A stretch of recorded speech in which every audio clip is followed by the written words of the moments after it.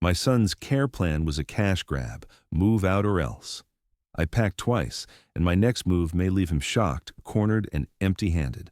My son looked me straight in the eye and said the words that would change everything between us forever.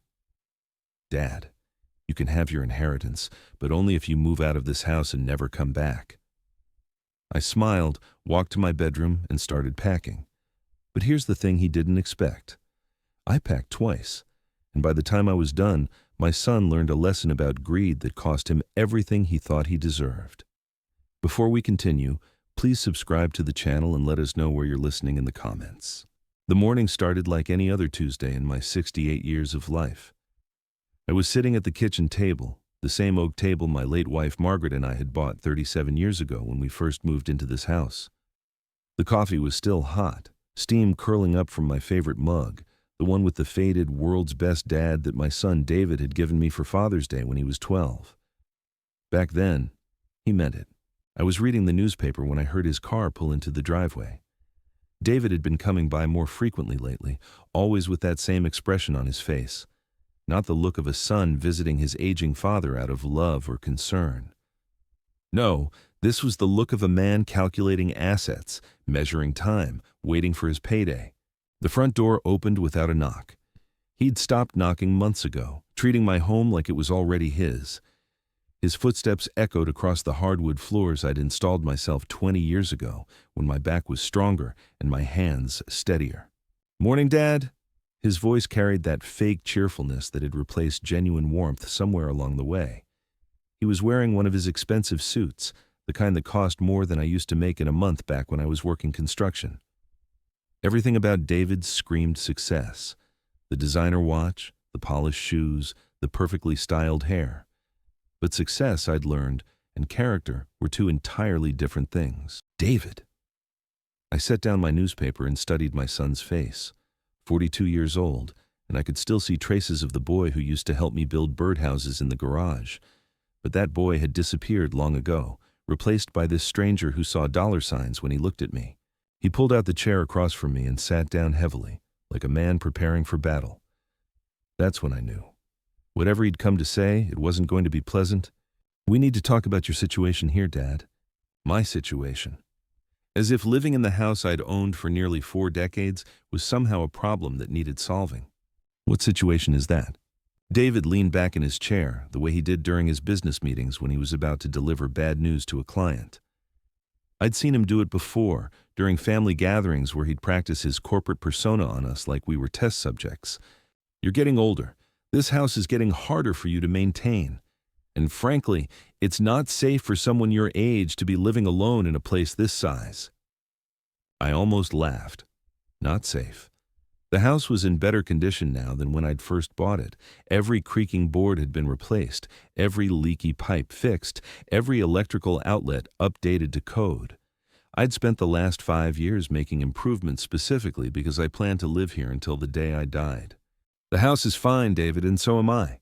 "Dad, be realistic. You're almost 70. What happens if you fall down those stairs? What if you have a medical emergency and no one's around to help?" These weren't the words of a concerned son. These were the arguments of a man who'd already made up his mind and was just going through the motions of appearing reasonable. "I have neighbors, I have friends, I have a medical alert system." David waved his hand dismissively, like my actual safety was irrelevant to whatever point he was really trying to make. "That's not enough. You need to be somewhere with professional care, somewhere designed for people in your situation." There was that word again, situation, like being old was a crime I'd committed. "What are you really saying, David?" He straightened up, and I saw something shift in his expression. The fake concern disappeared, replaced by something colder, more honest. "I'm saying you need to consider moving to a senior living community, somewhere appropriate for your age and needs." "And what happens to this house?" "Well, obviously it would need to be sold to pay for your care." Obviously, like it was the most natural thing in the world for a son to sell his father's home out from under him. I set my coffee mug down carefully, the ceramic making a soft click against the wooden table. In that moment, I realized I was looking at a stranger. This wasn't the boy I'd raised, the one I'd taught to ride a bike and helped with homework and cheered for at Little League games. This was someone else entirely. "I see. And I suppose you've already looked into these senior communities? David's face brightened, mistaking my calm tone for acceptance. Actually, yes. There's a wonderful place called Sunset Manor about 20 minutes from here. Very clean, very professional. They have activities, meal plans, medical staff on site 24/7. How much? Well, that's the thing. It's not cheap. About $4,000 a month, plus additional fees for medical care and activities. But Dad, you can afford it. This house is worth at least $300,000, maybe more in today's market. That money could keep you comfortable for years.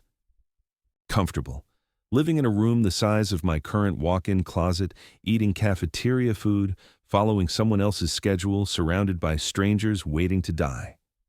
That was his definition of comfortable. And what about you, David? What do you get out of this arrangement? For the first time in our conversation, he looked uncomfortable. I don't know what you mean. Sure you do. You've been thinking about this house for months, haven't you? Wondering when you'll inherit it, planning what you'll do with the money. Dad, that's not what this is about. Isn't it? Because from where I'm sitting, it looks like you've decided I'm too much trouble to deal with, and you'd rather cash out now than wait for me to die naturally. David's face flushed red, but not with shame, with anger. That's completely unfair. I'm trying to look out for your best interests. My best interests or yours?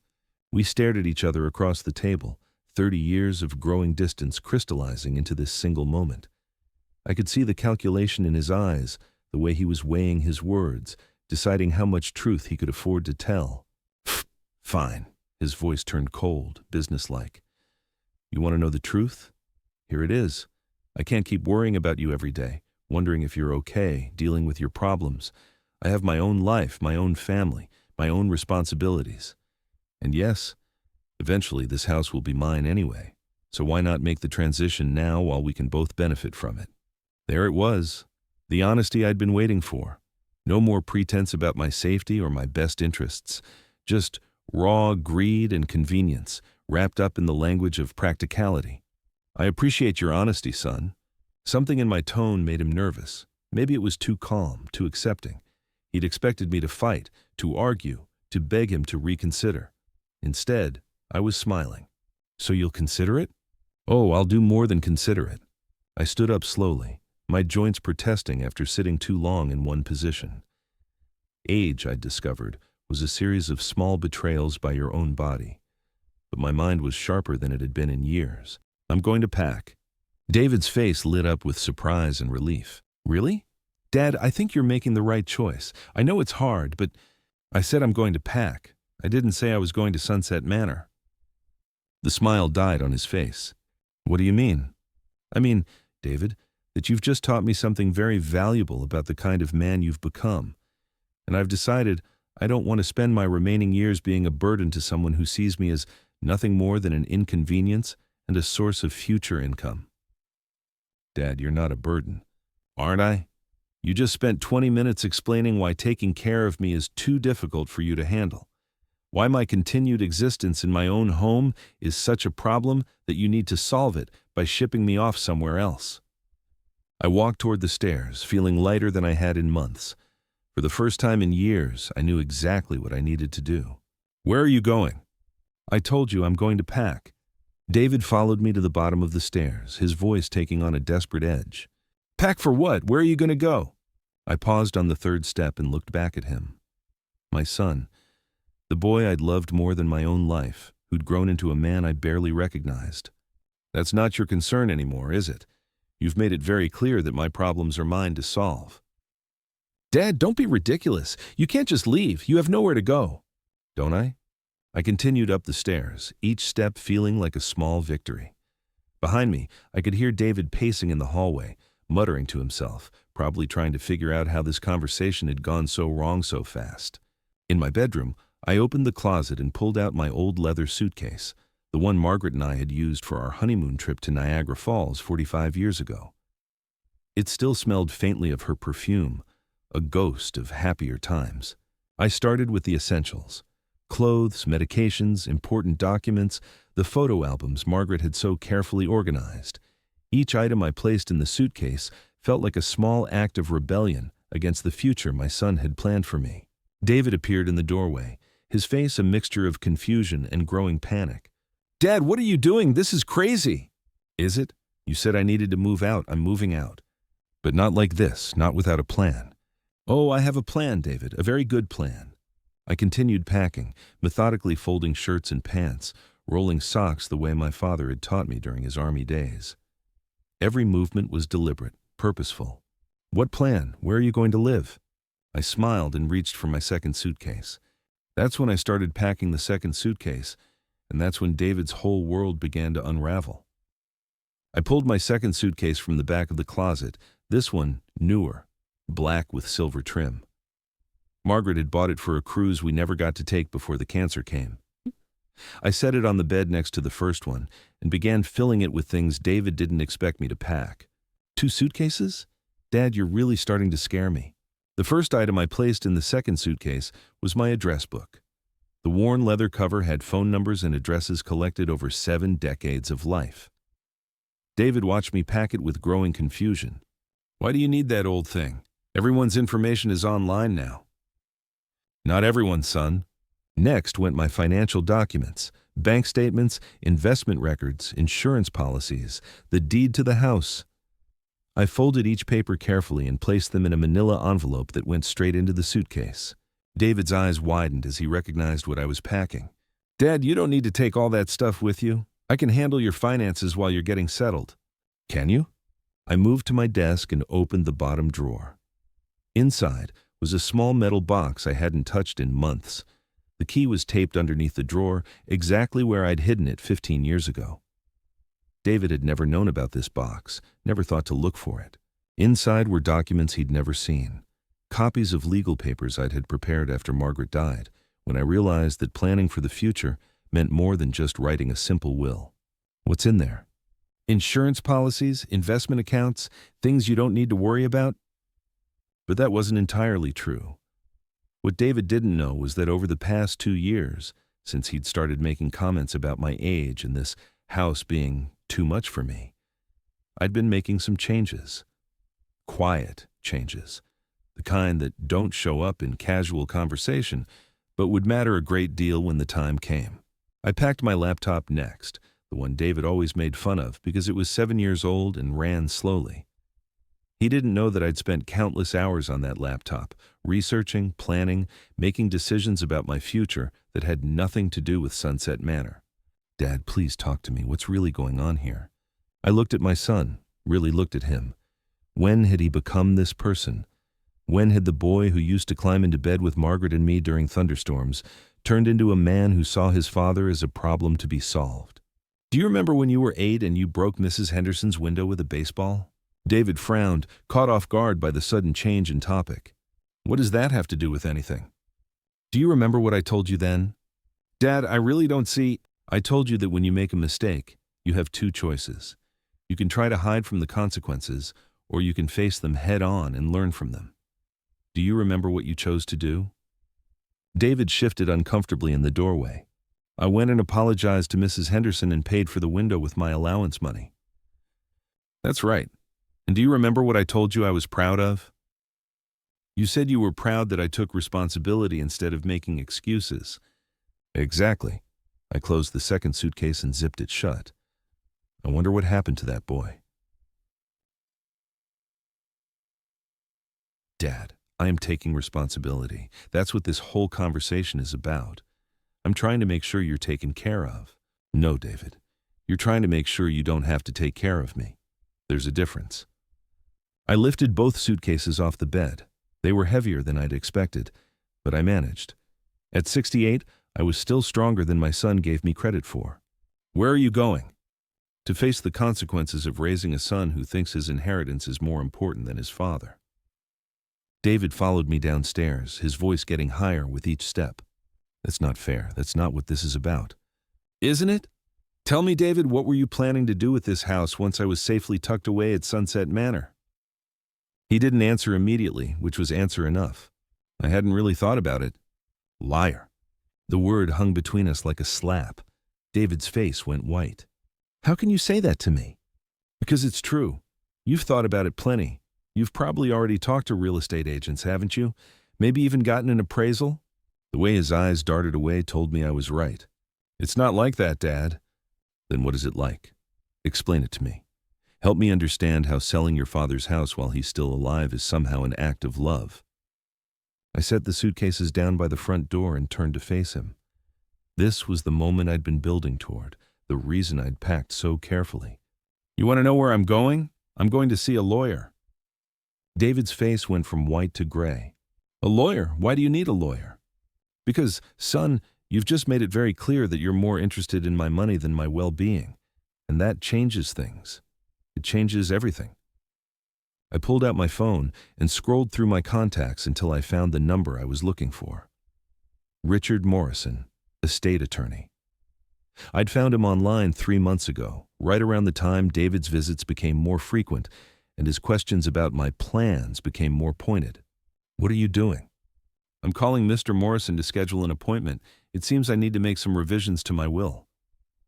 David's face went through several shades of panic as I dialed the number.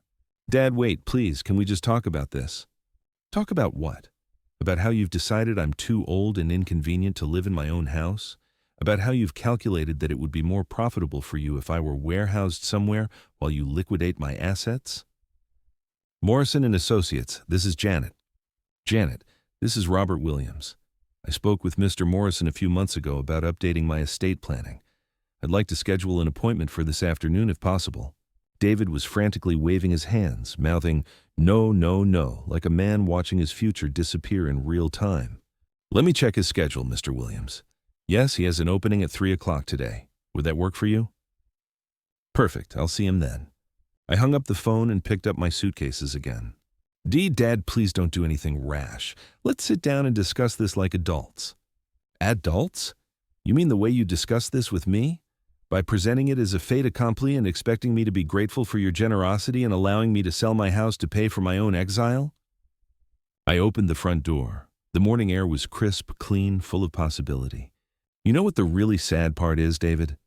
If you had come to me with genuine concern, if you had offered to help me age in place, if you had suggested modifications to make the house safer or hired someone to help with maintenance, I would have listened.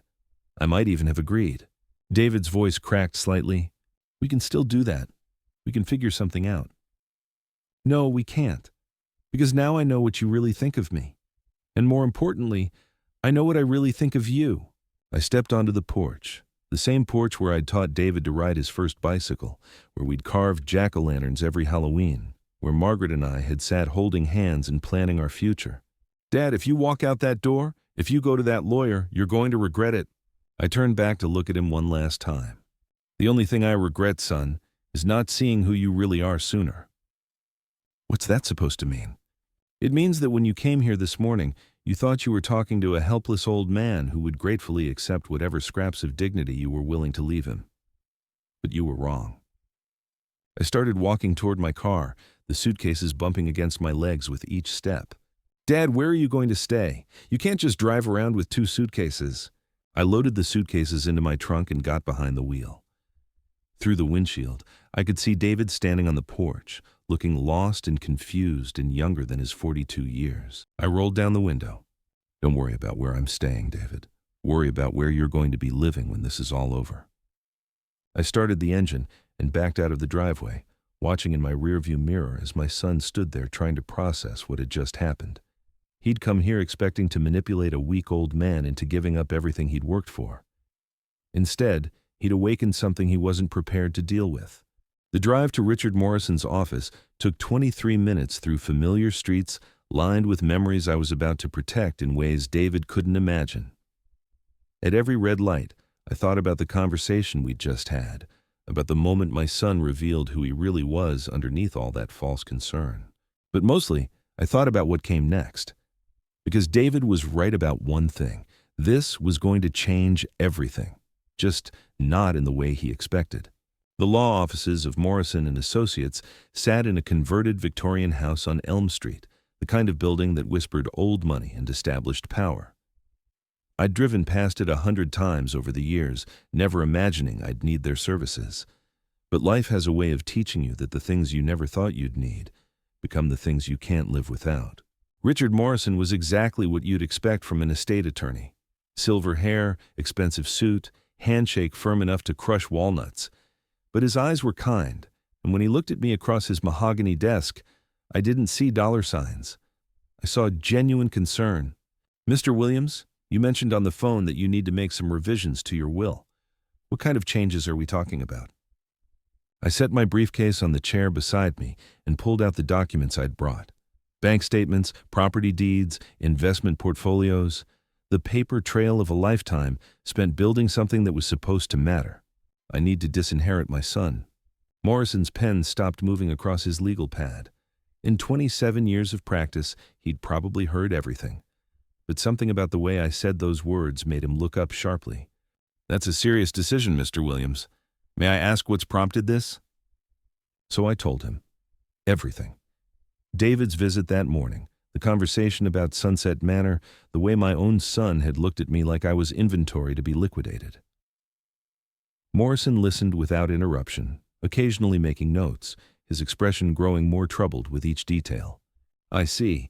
And you're certain this wasn't just a misunderstanding? Sometimes family members express concern in ways that come across as, 'Mr. Morrison, my son calculated the value of my house down to the dollar. He researched senior living facilities without asking my opinion. He presented his plan as a done deal and expected me to be grateful for the opportunity to pay for my own imprisonment." Morrison set down his pen and leaned back in his leather chair. "In 40 years of estate law, I've seen families destroyed by money, but I've also seen families saved by the right legal structure. Before we discuss disinheritance, let me ask you something. What do you really want to accomplish here?" The question caught me off guard. I'd been so focused on punishing David that I hadn't thought about what came after. I want him to understand that his father isn't a commodity to be managed. And then what? I want him to realize that respect isn't something you inherit, it's something you earn. Morrison nodded slowly, like a man who'd found the key to a complicated lock. "Mr. Williams, disinheriting your son is certainly your right. But let me suggest something that might be more effective. Instead of taking everything away, what if we gave you the power to give it back on your terms?" For the next 2 hours, we crafted something beautiful. Not a simple will, but a trust structure that would teach David lessons he'd never forget. Morrison called it incentive-based inheritance, but I preferred to think of it as delayed justice. The plan was elegant in its simplicity. David would inherit nothing automatically. Instead, he'd have to earn his inheritance through a series of conditions that would prove he understood what family really meant. Each condition came with a timeline, a clear objective, and a substantial reward for completion. "The beauty of this structure," Morrison explained as his secretary typed up the documents, "is that it gives your son multiple opportunities to demonstrate the character you want to see. If he fails, the money goes elsewhere. If he succeeds, he gets everything you intended to leave him, plus the knowledge that he earned it. And if he decides the conditions are too difficult, then he's proven your point about his character, and you'll have protected your assets from someone who doesn't deserve them." By 5 o'clock, we'd created a legal framework that would either redeem my son or expose him completely. The documents were signed, witnessed, and filed. David's future was now entirely in his own hands. I drove home as the sun was setting, painting the familiar streets in shades of gold and amber. My house looked different somehow, like I was seeing it through new eyes. This wasn't just the place where I'd raised my family anymore. It was ground zero in a battle for David's soul. His car was still in my driveway. I found him in the kitchen, sitting at the same table where we'd had our morning confrontation. But something had changed in his posture. The arrogant confidence was gone, replaced by something that might have been fear. "Dad, thank God you're back. I was starting to think you'd done something." "Something what, David?" "I don't know. Something permanent." I set my briefcase on the counter and looked at my son. Really looked at him. The expensive suit was wrinkled now, his perfect hair mussed from running his hands through it. He looked like a man who'd spent the day staring into an abyss. "I did do something permanent. I saw a lawyer." David's face went white again, that same shade of panic I'd seen that morning. "Dad, please tell me you didn't do anything crazy." "Crazy? You mean like planning to sell my house without my permission? Like researching senior living facilities behind my back? Like treating your father like a burden you needed to dispose of?" That's not what I was doing. Then what were you doing? David stood up and started pacing, the same nervous energy I remembered from when he was a teenager who'd gotten caught sneaking out. I was trying to help. I was trying to plan ahead to make sure you were taken care of. By taking care of yourself first. That's not... He stopped mid-sentence, and for a moment, I saw something crack in his facade. Okay, maybe you're right. Maybe I was thinking about the money. But Dad, you have to understand the pressure I'm under. What pressure? Financial pressure. The kids' college tuition, the mortgage on our house, Sarah's medical bills from last year. We're drowning, Dad. And I know this house is worth a fortune just sitting here while you... While I what? Live in it? David slumped back into his chair. And suddenly, he looked like the little boy who used to cry when he scraped his knee. I'm sorry. I know how that sounds. I know I messed up. But what did you tell the lawyer? Please tell me there's still time to fix this. I pulled out one of the chairs and sat down across from him, the same position we'd been in 12 hours earlier. But everything had changed. There's time to fix it, David, but not the way you think. What do you mean? I opened my briefcase and pulled out a copy of the trust documents Morrison had prepared. David's eyes widened as he saw the legal letterhead. This is a copy of my new estate plan. Your inheritance is no longer guaranteed. David grabbed the papers and started reading, his face cycling through confusion, disbelief, and growing alarm. What is this? Conditions? Requirements? Dad, you can't be serious. I'm completely serious. If you want to inherit anything from me, you're going to have to prove you deserve it. David flipped through the pages, his voice getting higher with each condition he read. Live within 1 mile of my residence for a minimum of 2 years.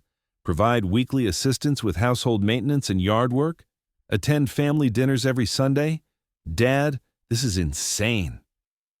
Is it? These are the things a loving son would do anyway. The only difference is now there's a legal requirement. But what if I can't do all this? What if my job requires me to travel, or we need to move, or... Then you don't get the inheritance. It's that simple. David set the papers down with shaking hands. Where does the money go if I don't meet these conditions? Various charities, organizations that help elderly people age in their own homes with dignity, groups that support families who actually take care of each other. The silence stretched between us like a chasm. David stared at the legal documents like they were written in a foreign language. This isn't fair, Dad. You can't just change the rules in the middle of the game. Can I? You changed the rules this morning when you decided I was too inconvenient to live in my own house. That's different. How? David opened his mouth to answer, then closed it again. For the first time in years, he had no response. Let me explain something to you, son. When you came here this morning, you thought you were talking to a helpless old man who would do whatever you told him to do. You thought you could manipulate me with fake concern and empty promises about my safety. Dad, I really was concerned about your safety. Were you? Then why didn't you offer to install grab bars in my shower? Why didn't you suggest we hire a cleaning service or a lawn care company? Why didn't you ask what modifications might help me stay here safely? David's silence was answer enough. You went straight to the nuclear option because it was the most profitable one for you. You wanted me out of this house so you could cash in, and you dressed it up as concern for my well-being. Maybe that's partly true, David admitted quietly. But Dad, you have to understand, I never meant for you to feel... Feel what? Betrayed? Used? Like my own son saw me as nothing more than a bank account with legs? David's eyes filled with tears, and for a moment I saw the boy I'd raised, the one who used to crawl into my lap when he was scared. I'm sorry. I'm so sorry. I know I handled this all wrong, but please, isn't there some way we can work this out? Some way to fix what I broke? I looked at my son, really looked at him, and saw something I hadn't seen in years. Genuine remorse. Not regret about getting caught, but actual sorrow for the pain he'd caused. There is a way to fix it, David. It's all spelled out in those documents. You really expect me to move within a mile of here? To give up my career and my life to take care of you? I expect you to decide what's more important to you, my money or my company. David picked up the papers again, reading more carefully this time. Some of these conditions, they're not just about taking care of you. You want me to volunteer at the senior center? To take classes on elder care? To write you a letter every month explaining what I've learned about family? That's right, Dad. It's like you're trying to completely change who I am. I smiled for the first time since our morning conversation. No, David, I'm trying to help you remember who you used to be. The kitchen fell quiet except for the ticking of the old clock on the wall, the same clock that had counted down the minutes of David's childhood, his teenage years, his transformation from the son I'd loved into the stranger who'd tried to sell my house out from under me. What if I try to meet these conditions and I fail? What if I'm just not capable of being the son you want me to be? Then at least we'll both know where we stand. David folded the papers carefully and slipped them into his jacket pocket. I need time to think about this, to talk to Sarah, to figure out if this is even possible. Take all the time you need, but David, understand this. The clock starts ticking the moment you make your decision, and once you start, there's no going back. What do you mean? I mean, if you choose to try to meet these conditions and then give up halfway through, you lose everything. No second chances, no partial credit. You either prove you're the son I raised, or you prove you're the stranger who walked into my kitchen this morning. David stood up slowly, like a man carrying the weight of the world. And if I decide not to even try, if I decide these conditions are too much, then you've made your choice, and we both live with the consequences. You'd really give away millions of dollars to charity rather than leave it to your only son. In a heartbeat, David walked toward the door, then stopped and turned back. Dad, can I ask you something? Of course. When you packed those 2 suitcases this morning, where were you really planning to go? I smiled, thinking about the conversation I'd had with my sister Helen 3 months ago, when I'd first started suspecting where David's frequent visits were leading. I was going to Helen's house in Colorado. She's been asking me to visit for years, and she has a guest room that's bigger than most apartments. I could have lived there quite comfortably while my lawyers sorted out what to do with my ungrateful son. You had it all planned out. David, I didn't survive 68 years by being unprepared for disappointment. He nodded slowly, like a man who was finally beginning to understand the depth of his miscalculation. I'll call you in a few days with my decision. I'll be waiting. After he left, I sat alone in my kitchen, surrounded by the ghosts of better times. The house felt different now, charged with possibility. Either my son would rise to meet the challenge I'd set for him, or he'd reveal once and for all that the boy I'd raised was gone forever. But either way, I'd won something important today. I'd won back my dignity, my agency, my right to live in my own house on my own terms. And sometimes, that's the most valuable inheritance of all. 3 days passed in strange tranquility. I found myself moving through my house with new purpose, touching familiar objects like I was seeing them for the first time. The coffee mug David had given me years ago sat in the cabinet, and I left it there. Instead, I used the plain white one Margaret had preferred, the one that felt solid and honest in my hands. My phone rang exactly 4 times during those 3 days. Twice from David's number, once from a number I didn't recognize that was probably Sarah, and once from David's work phone. I let them all go to voicemail but didn't bother listening to the messages. Whatever David had to say, he could say it to my face when he was ready to make his decision. On Thursday morning, I was watering Margaret's rose bushes when Mrs. Patterson from next door appeared at the fence line.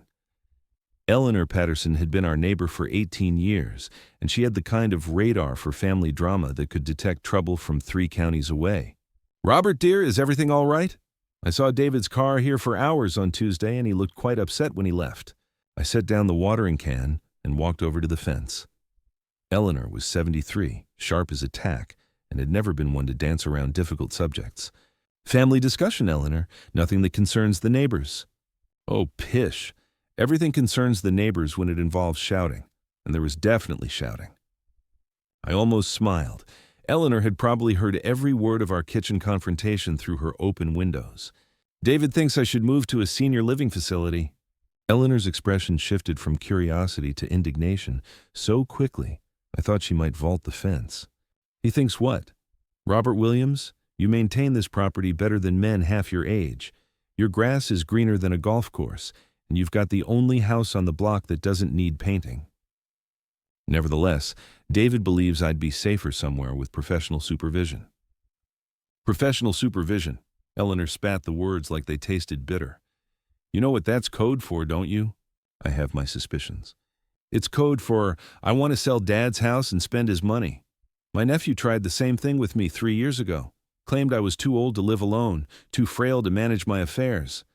You know what I told him? What's that? I told him I'd live to be 100 just to spite him, and I'd leave every penny to the cat shelter. Eleanor's fierce loyalty made something warm spread through my chest. This was what family should feel like. Not the cold calculation I'd seen in David's eyes, but genuine care mixed with righteous anger on my behalf. What did you tell David?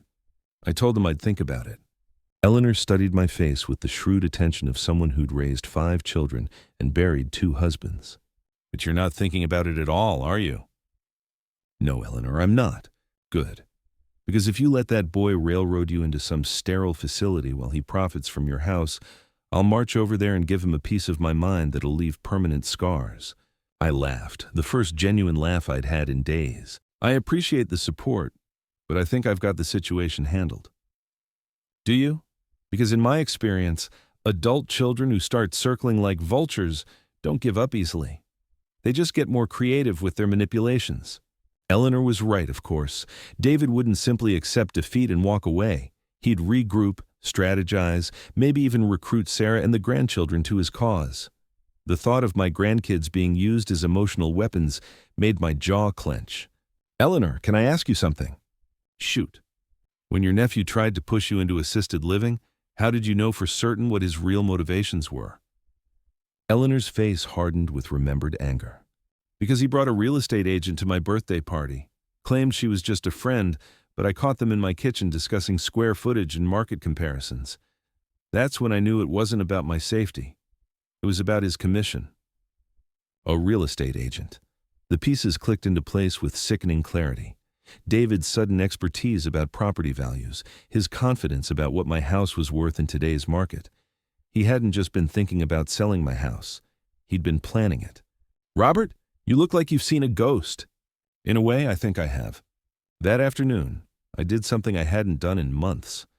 I called my old friend Pete Hendricks, a retired real estate agent who'd helped Margaret and me buy this house 37 years ago. Pete was 74, still sharp, and had maintained connections throughout the local real estate community even after his retirement. Bob Williams, you old coot, how the hell are you? I've been better, Pete. Listen, I need to ask you something, and I need you to be straight with me. When have I ever been anything else? Has anyone been asking questions about my property, making inquiries about value, marketability, that sort of thing? Pete was quiet for a long moment, which told me everything I needed to know. Bob, what's going on? Are you thinking about selling? Just answer the question, Pete. Another pause, longer this time. Your son called me about 6 weeks ago, said you were considering downsizing, wanted a preliminary assessment of what the house might bring in today's market. 6 weeks ago. Before David had started his campaign about my safety, before his concerned visits became more frequent, before this week's ultimatum. He'd been planning this for over a month. What did you tell him? I told him the truth.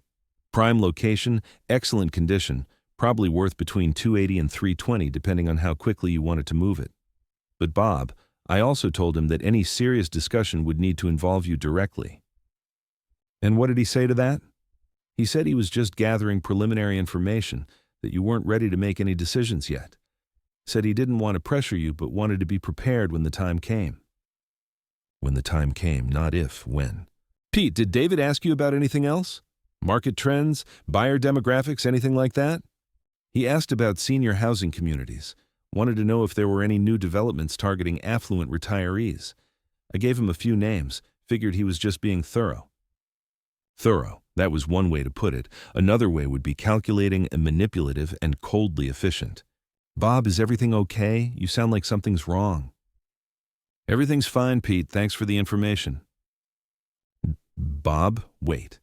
If you were thinking about selling, you know I'd be happy to help, but only if it's really what you want, not because someone's pushing you into it. I appreciate that, Pete. I really do. After I hung up, I sat in my living room staring at the wall where Margaret's favorite painting hung. It was a landscape she'd bought at a local art fair 20 years ago. Nothing fancy or expensive, just a peaceful scene of mountains and meadows that made her smile. David had always thought it was tacky, too sentimental for his sophisticated tastes. Now I understood why he'd been so confident during our kitchen confrontation. This wasn't a spur-of-the-moment decision born from genuine concern about my well-being. This was a carefully orchestrated campaign that had been months in the making. David had done his research, identified his targets, and prepared his arguments with the precision of a military operation. The only thing he hadn't counted on was his target fighting back. Friday evening brought the call I'd been expecting. David's voice on the other end of the line carried a different quality than it had during our kitchen confrontation. Less arrogant, more uncertain. "Dad, I've been thinking about everything we discussed, about the conditions you've set up. And? I want to try to meet them, not because of the money, but because I realize I've been a terrible son, and I want to fix that." The words sounded rehearsed, like he'd practiced them in front of a mirror. But there was something underneath the careful phrasing, something that might have been genuine regret. "David, before you make this commitment, I need to ask you something." "What?" "When did you first call Pete Hendricks about getting my house appraised?" The silence on the other end of the line stretched so long I thought the call had dropped. "Dad, I can explain that." "I'm sure you can. The question is whether your explanation will be the truth or another carefully crafted manipulation." "It's not what you think." "Then what is it?" I was trying to be prepared. I knew that eventually you might need to move somewhere with more support, and I wanted to understand all the options. 6 weeks ago, David. You called him 6 weeks ago before you'd said a single word to me about senior living facilities or safety concerns. "Dad, please let me explain." "Go ahead." "I was worried about you. You seemed more forgetful, more isolated. I thought if I understood the financial aspects, I could present you with a complete plan when the time came. A complete plan that happened to involve selling my house and using the proceeds to pay for my institutionalization." "It wasn't like that." "Then what was it like? Paint me a picture, David. Help me understand how secretly appraising my property behind my back was an act of filial love." "I was trying to protect you from having to make difficult decisions under pressure. If something happened, if you had a fall or a medical emergency, I wanted to be ready to help you transition smoothly." The explanation was smooth, reasonable, exactly what you'd expect from someone who'd had days to craft the perfect response.